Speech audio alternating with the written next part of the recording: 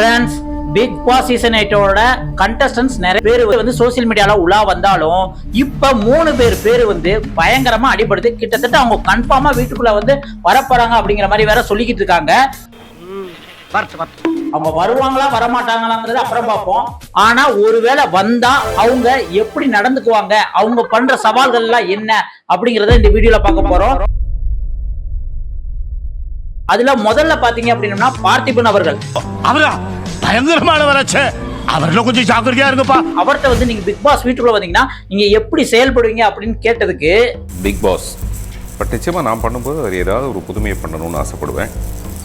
அப்படியான ஒரு வாய்ப்பு எனக்கு வரும்ட்டு பல தடவையாக பல பேர் சொல்லிகிட்டே தான் இருக்காங்க. அதே மாதிரி producer, Bigg Boss reviewer Fatman அவர்கள் இந்த வீட்டுக்குள்ள வந்தா அவர் வந்து இந்த பிக் பாஸை எப்படி கொண்டு போவார்னு சொல்லியிருக்காருன்னா, வந்து மொத்தம் 3 ஸ்ட்ராட்டஜி இருக்கு. ஒருவேளை நான் உள்ள இருக்கும் போது என் சார்ந்த ஆட்கள் நீங்கள் யார்கிட்டயாவது பேசினு இருந்தீங்கன்னா அவங்களுக்குலாம் முன்னாடியே ஸ்கிரிப்ட் எழுதி கொடுத்துட்டு ஒருவேளை 10 நாள் கழிச்சு 10வது நாள் ஆயிடுச்சு இந்தியா கிளிச்சுக்கு அதை சொல்லிடு, இதெல்லாம் சொல்லிடு அப்படின்னு நானே மைக்கு முன்னாடி போய் சொல்லிடலான் இருக்கேன். நடிப்பு அரக்கன் குட்டி சிவாஜி, கஜினி, டாக்டர் திவாகர் இவர் ஒருவேளை பிக் பாஸ்குள்ள வந்தா என்ன நடக்கும் அப்படின்ட்டு அவரும் சொல்லியிருக்காரு. நம்ம பிக் பாஸ்ல போய் பார்ட்டிசிபேட் பண்ணோம்னா இன்னும் நிறைய மக்களோட கவனம் ஈர்க்கப்படும். சோ அங்க உங்களால சர்வே பண்ண முடியுமா பிக் பாஸ்ல? தாராளமா. நம்மகிட்ட பொறுமை இருக்கு, திறமை இருக்கு. இவன் வேற என்னை ரொம்ப டார்ச்சர் பண்றான்டா. இவங்க 3 பேரும் இந்த பிக் பாஸ் வீட்டுக்குள்ள வந்தா இவங்க சந்திக்கிற சவால்கள் என்னென்ன அப்படிங்கறத இந்த வீடியோல பார்க்க போறோம். வீடியோக்குள்ள போறதுக்கு முன்னாடி ஒரு லைக்கை தட்டி விட்டுருங்க. அப்படியே இந்த சேனலை இன்னும் சப்ஸ்கிரைப் பண்ணனா மறக்காம சப்ஸ்கிரைப் பண்ணிருங்க. வாங்க வீடியோக்குள்ள போலாம். முதல்ல நம்ம பார்க்க போறது யார் அப்படின்னா டைரக்டர் பார்த்திபன் அவர்கள். அவர் பிக் பாஸ் வரணும்னே அவருக்கு அவசியம் இல்ல, ஆனா அவர் வரப்போறாரு அப்படின்ட்டு சோசியல் மீடியாவுக்கு அதிக கசியதுக்கு காரணம் என்ன அப்படின்னம்னா, இப்ப கிடையாது 4 வருஷத்துக்கு முன்னாடி இருந்து இந்த விஷயம் வந்து கசிஞ்சுட்டு தான் இருக்கு. அவர் வந்து கண்டஸ்டண்டா வர்றதுக்கு இல்ல, அவரு கமலுக்கு அடுத்தாப்புல ஹோஸ்ட் பண்ணுவாரா அப்படிங்கிற மாதிரி கேட்கப்பட்டது. ஏன்னா ஆனந்த விகடன் சேனல்ல வந்து 4 வருஷத்துக்கு முன்னாடியே பிக் பாஸ் கமல் சார் ஒருவேளை ஹோஸ்ட் பண்ணலனா உங்களை கூப்பிட்டாங்கன்னா நீங்க பண்ணுவீங்களா அப்படின்னு கேட்டிருக்கு. அவர் என்ன சொல்லியிருந்தாரு அப்படின்னா, எனக்கு சினிஃபுல்ல வந்து பிக் பாஸ் வந்து கமல் சார் தான், ஒருவேளை அவர் பண்ணாம என்ன கூப்பிட்டாங்கன்னா நிறைய பேர் கூப்பிடுவாங்கன்னு எனக்கு சொல்லிக்கிட்டு தான் இருக்காங்க, ஆனா என்ன இன்னைக்கு வரை அப்ரோச் பண்ணல. ஒருவேளை ஹோஸ்ட் பண்ண மாதிரி கூப்பிட்டாங்கன்னா நான் சந்தோஷமா போவேன். ஏன்னா எல்லா விஷயத்திலயும் நான் வந்து கலந்துக்கிறதுக்கு ஆசைப்படுவேன். அந்த மாதிரி இதுவும் வந்து எப்படி இருக்குன்னு எனக்கு தெரியல, அது நல்லா போகுமா போகாதான்னு எனக்கு தெரியல. ஆனா வந்து ஃபுல் ஃபிளெஜ்டா வந்து என்னோட ஃபுல் திறமையை கொடுத்து அதுக்கேத்தாப்புல நான் செய்வேன் அப்படிங்கிற மாதிரி சொல்லியிருக்காரு. புரிஞ்சதா? இந்த சீசன்லயும் கமல் சார் வந்து ஒருவேளை போஸ்ட் பண்ணாட்டி பார்த்திபன் வர்றதுக்கான வாய்ப்பு இருக்குன்னு ஆரம்பத்துல அடிபட்டாலும் இப்ப விஜய் சேதுபதி தான் அப்படின்னு கன்ஃபார்ம் ஆயிருச்சு.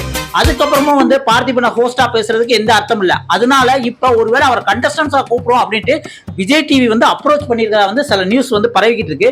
அதுக்குமே வந்து பார்த்திபன் ஓகே சொன்ன மாதிரி தான் சொல்றாங்க. ஏன் அப்படின்னா பார்த்திபன் வந்து ஒரு மிகச்சிறந்த கலைஞர். அவர் வந்து எங்க வந்து கலை சம்பந்தமான நிறைய விஷயங்கள் நடக்குதோ அதை வந்து ஒரு ஆராய்ச்சியாவோ இல்ல ஒரு சர்வே பண்றதுக்காகவே செஞ்சு பார்ப்பாரு. அதனால பிக் பாஸ் வீட்டுக்குள்ள குறைஞ்ச காலத்துல வந்து நம்ம உள்ளுக்கு போனாலுமே அங்க என்ன நடக்குது, அங்க உள்ள நடிகரோட மனப்பான்மை எப்படி இருக்கும், அங்க இருந்து பார்த்து நம்ம ஹோஸ்ட் மக்கள் எப்படி இதை வந்து ஏத்துக்காங்க அப்படின்ட்டு அவருக்கு ஒரு தேடல் இருக்கும். அதை பூர்த்தி செய்வதற்காக அவர் போவாரு அப்படிங்கறது நம்மளுக்கு தோணுது. ஒருவேளை அவர் இப்படி போனாருன்னா அவர் அங்க நிலைப்பாரா அப்படின்னு கேட்டீங்க அப்படின்னா, என்ன பொறுத்தவரை ஒரு சம்பவம் சொல்றேன். அத வேற ஞாபகப்படுத்திட்டீங்க, நெஞ்சமெல்லாம் பொண்ணா இருக்கு தம்பி. என்னன்னு தெரியுமா, ஒத்த செருப்பு அப்படிங்கிற மாதிரி ஒரு படம். அந்த படத்துக்கு வந்து ஆனந்த விகடன்ல இருந்து அவருக்கு விருது வந்து கொடுக்கல. அதுக்கு மேடையிலே அவர் வந்து சொல்லிட்டு போயிட்டாரு, என்னோட படைப்பு வந்து மிகச்சிறந்த படைப்பு, அது கிட்டத்தட்ட ஆஸ்கார் அவார்டுகளுக்கே போயிட்டு வந்துருக்கோம், இந்தியாவில தலை சிறந்த அவார்டுகளுக்கெல்லாம் போயிட்டு வந்துருச்சு. ஆனா இந்த ஆனந்த விகடன் நீங்க கொடுக்கல, அதனால எனக்கு அது கஷ்டமா இருக்கு. இனிமேலும் ஆனந்த விகடனத்துல இருந்து நான் எந்த விருதும் வந்து வாங்க மாட்டேன், என்னோட எந்த படமும் பரிந்துரை பண்ணக்கூடாது அப்படின்ட்டு மேடையிலேயே அவ்வளவு மூத்த கலைஞர்களுக்கு மேடையிலேயே மூஞ்சில் அடிச்சாப்புல சொல்லிட்டாரு. வந்து 2 தேசிய விருது இருக்கு, நிறைய விருதுகள் இருக்கு, ஆனா விகடன் விருது இது வரைக்கும் என்கிட்ட இல்ல. ஆஸ்காரோடைய எலிஜிபிள் ஃபிலிம்ஸோட லிஸ்ட்ல என் படம் இருக்கு, ஒத்த செருப்பு இருக்கு. ஆனால் போன வாரம் வந்த விகடனுடைய லிஸ்ட்டில் என்னுடைய படம் இல்லை. இனிமேல் விகடனில் தான் நான் விருது பெற விரும்பலை அப்படிங்கிறத மட்டும் நான் இங்கே பதிவு செய்ய விரும்புகிறேன். நன்றி.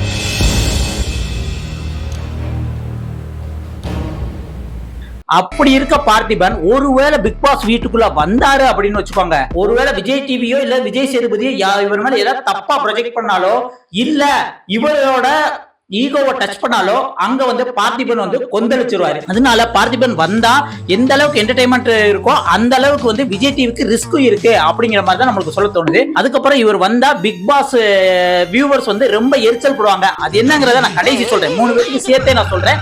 அடுத்து நம்ம இந்த லிஸ்ட்ல பார்க்க போறது யாரு அப்படின்னு பாத்தீங்க அப்படின்னா பேட்மேன் ரவீந்திரன் அவர்கள். இவர் மிகச்சிறந்த ப்ரொடியூசரு.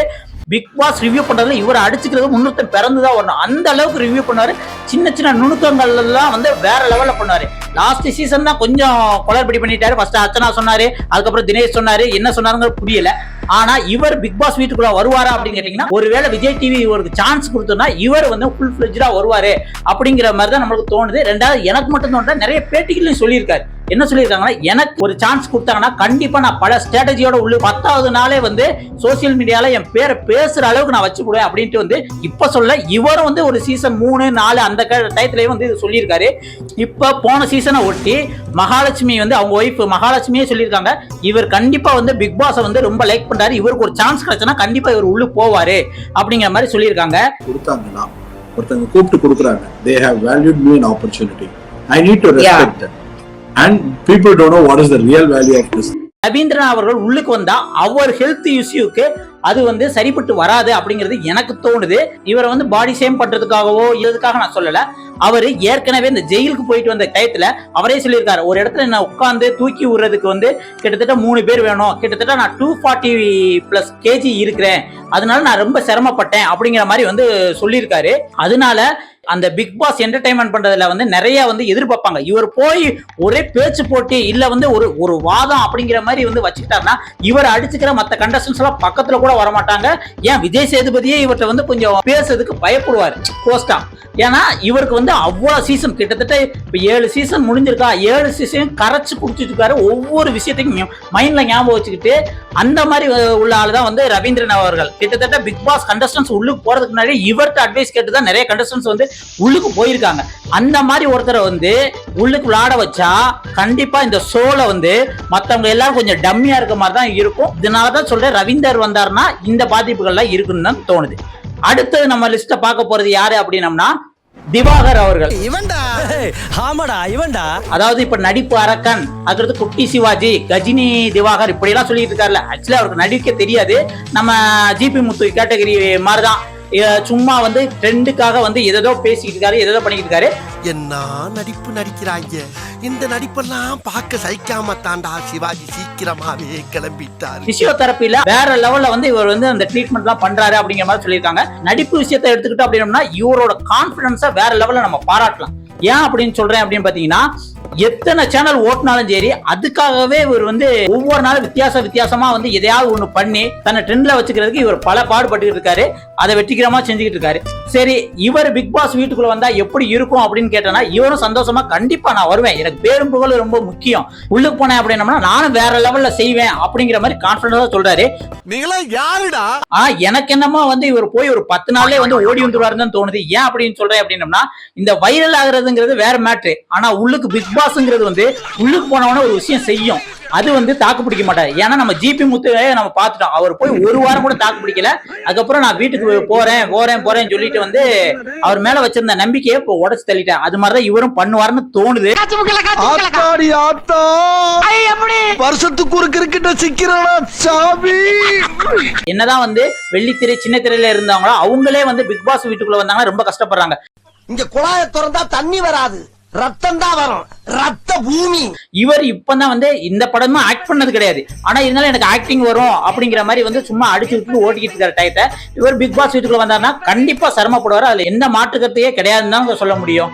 இவங்க 3 பேர் வச்சு காமனா ஒரே ஒரு விஷயம் தான் சொல்ல முடியும், இவங்க 3 பேரும் பிக் பாஸ் வீட்டுக்குள்ள வந்தோம்னா கண்டிப்பா வந்து போன 2-3 நாளையே பிக் பாஸ் வியூவர்லாம் டிசப்பாயின்மெண்ட் ஆயிடுவாங்க. ஏன்னா பிக் பாஸ்ங்கிறது வந்து முக்கியமா எவ்வளவு அறிவுத்திறமையோ பேச்சு திறமை இருக்கோ அதுக்கு ஈக்குவலா வந்து பிசிக்கலா கேம் விளையாடுறதுல ரொம்ப எதிர்பார்ப்பாங்க. அதுல 3 பேர் மேலவே முடியாது. பார்த்திபன் சார் ஏதாவது பிசிக்கலா ஒரு கேம் வச்சானா கண்டிப்பா அவர் ஒத்துக்கவே மாட்டாரு. இதெல்லாம் எனக்கு விளையாடணும் அவசியமே கிடையாது அப்படிங்கிற மாதிரி சொல்றாரு. ரவீந்தர் சார் சொல்லவே வேண்டாம், அவரால் பிசிக்கல் கேம் நான் பக்கமே போக மாட்டாரு. அதுக்கப்புறம் டாக்டர் திவாகர் எப்படின்னு தெரியல, இந்த மாதிரி ஓடி ஆடி விளையாட மாதிரி எல்லாம் தெரியல. வெயிட் பண்ணி பார்ப்போம். ஏதோ என்டர்டைன்மெண்ட்டுக்காக ஒரு 10 நாளைக்கு வேணா இவங்க 3 பேர்த்தையும் எடுக்கலாமே தவிர 100 100 நாள் போய் கப்படிப்பாங்க அப்படின்னு கேட்டீங்கன்னா கண்டிப்பா அடைய முடியாது. உங்களுக்கு என்ன தோணுது? இந்த 3 பேர் உள்ளுக்கு வந்தா இல்ல இவங்க வந்து ஒரு 40 நாள் இருப்பாங்க, 50 நாள் வரை இருப்பாங்க, 30 நாள் இருப்பாங்க, இல்ல 100 நாள் வரை இருப்பாங்க அப்படின்னு யார் யார் எத்தனை நாள் வரை இருக்கிறதுக்கு வாய்ப்பு இருக்கு அப்படிங்கிறத கமெண்ட்ல சொல்லுங்க. அடுத்த ஒரு இன்ட்ரெஸ்டிங்கான பிக் பாஸ் வீடியோல சந்திக்கலாம். இப்போதைக்கு உங்ககிட்ட இருந்து விடைபெறுவது உங்கள் வாசன். நன்றி, வணக்கம் மக்களே.